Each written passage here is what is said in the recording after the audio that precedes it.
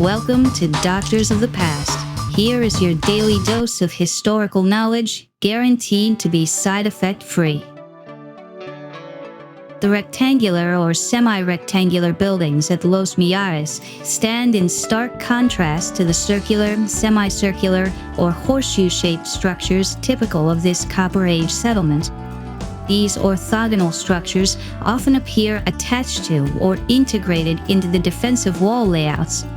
They are characterized by thicker walls and smaller interior spaces compared to other typologies, suggesting they likely supported flat or multi-pitched roof systems.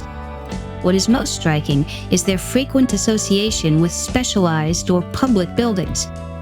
For instance, in Zone C of the settlement, archaeologists documented a succession of metallurgical workshops with this specific floor plan, smaller than 30 square meters and dating between 2900 and 2550 BC. A prime example of this non-circular architecture is the Great Rectangular Building, also located in that zone. This structure was up to 6 times larger than the surrounding ones, covering an area of 394 square meters. Built on a carved rocky platform, it held a position of preeminent visibility. It consisted of a central rectangular hall flanked by side rooms.